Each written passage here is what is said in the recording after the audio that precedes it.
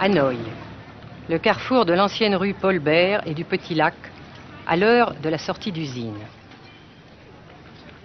Pas une seule voiture, mais beaucoup de vélos sur lesquels se déplace lentement, machinalement la foule des travailleurs, dans une régularité impressionnante.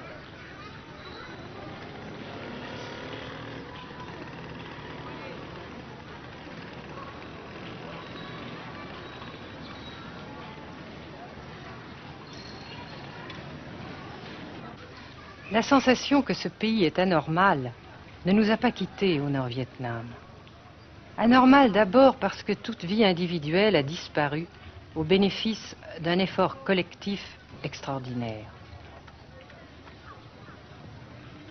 Dirigé d'une main de fer à l'intérieur d'un dispositif de sécurité draconien. Anormal ensuite parce que dans ce pays coupé en deux depuis 10 ans, un grand nombre de familles vivent le drame de la rupture qui alimente à sa façon la guerre du Sud. Est-ce que vous pensez, Monsieur le Président, qu'il y a une solution militaire à la guerre du Sud-Vietnam? Non. Parce que vous savez que le peuple vietnam, c'est en un. Et le pays du Vietnam, c'est un. Les Américains ont fait une guerre d'agression, comme qui dit, c'est une guerre non déclarée. Et, comme vous savez aussi, vous avez pu lire dans la presse, n'est-ce pas, bien, mondiale, que plus la guerre prolonge, plus les Américains et leurs valets, n'est-ce pas, comment dire ça,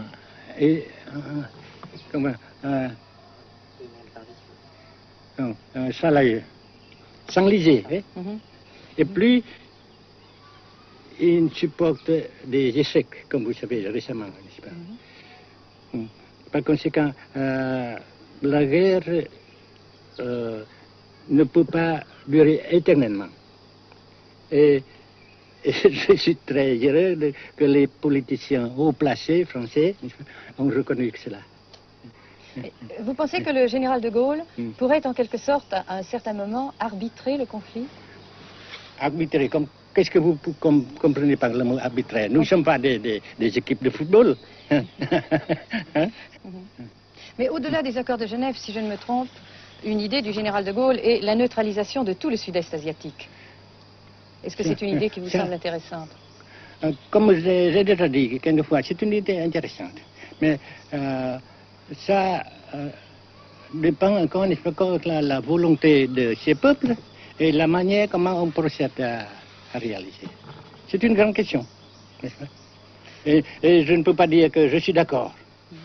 Et je ne dis pas que je ne suis pas d'accord, n'est-ce pas? Mais parce que vous dites, par exemple, vous dites fleurs. Fleurs, il y a beaucoup de sortes de fleurs. Il y a des roses, et des blanches, des rouges, etc. Et il y a qui sont bons et d'autres qui ne sont pas bons. Mais on dit fleurs.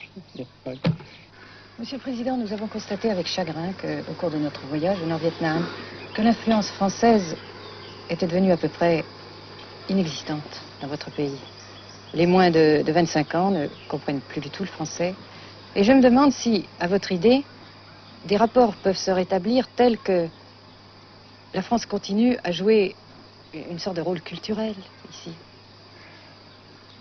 Avec la France, surtout, et avec tous les autres pays. Nous voulons avoir une coopération amicale, culturelle, économique, etc. Mais je suis sûr que vous ne voulez pas avoir, n'est-ce pas, que la France ait l'influence qu'elle avait avant. C'est une autre chose. Naturellement, c'est une autre époque. Mais coopération culturelle, économique, qu'est-ce qu'il y a encore, sportive par exemple, oui. etc., n'est-ce pas, nous le désirons. Si la guerre se cristallise au sud et se poursuit encore pendant quelques années, pensez-vous que l'avenir économique du Nord-Vietnam soit viable? Je suis sûr que c'est non seulement viable, mais ça progresse. Parce que vous avez vu vous-même, vous avez constaté vous-même qu'ici, nous travaillons beaucoup, notre peuple travaille beaucoup, avec abnégation, n'est-ce pas, et avec dévouement, avec enthousiasme. Et d'un côté, nous travaillons pour, comment dirais-je, pour, principalement, n'est-ce pas, de nos propres forces, et aussi nous avons, n'est-ce pas, l'aide fraternelle des pays socialistes, n'est-ce pas. Alors, nous, jusqu'ici et après cela, n'est-ce pas, nous avons déjà réalisé des progrès. Pas très comme nous voulons, mais nous avons réalisé des progrès. Et dans l'avenir, nous progressons de même.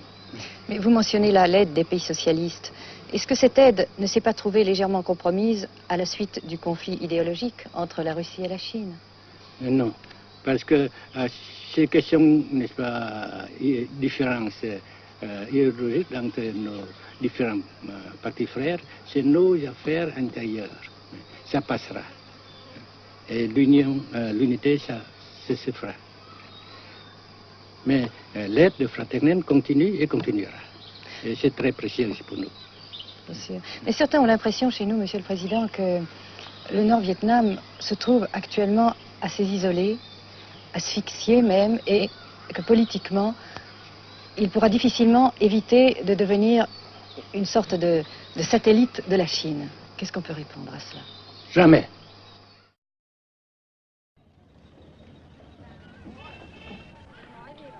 À Hanoï, la vie continue, malgré les alertes, malgré l'évacuation de plus de la moitié des habitants.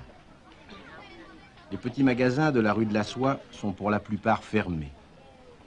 Seule la trêve du Tête et ses fêtes de famille devaient redonner pour quelques jours un peu d'animation à la ville, avec la traditionnelle branche de pêcher en fleurs, symbole du nouvel an lunaire et du printemps tonkinois. La trêve, malheureusement, ne fut qu'un espoir déçu.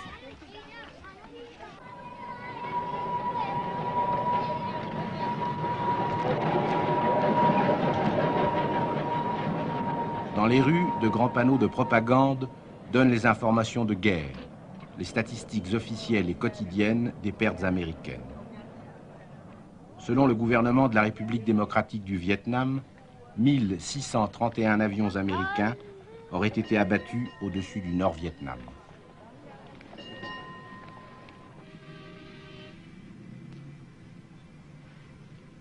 Le Grand Pont d'Oumer, construction métallique de 2 km de long à la sortie nord-est de Hanoï, assure toujours la traversée du fleuve Rouge.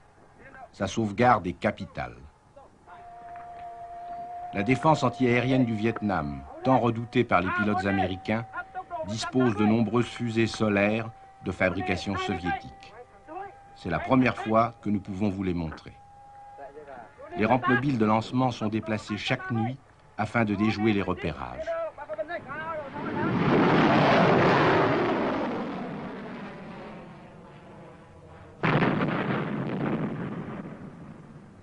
Selon les milieux officiels de Hanoï, 54 avions de l'US Air Force auraient été abattus en 1966 par la seule défense antiaérienne de la capitale.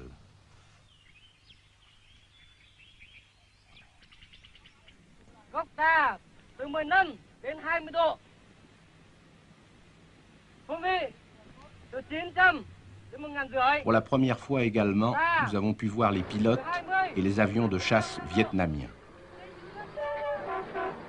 Pour la plupart, leur formation a été assurée en URSS.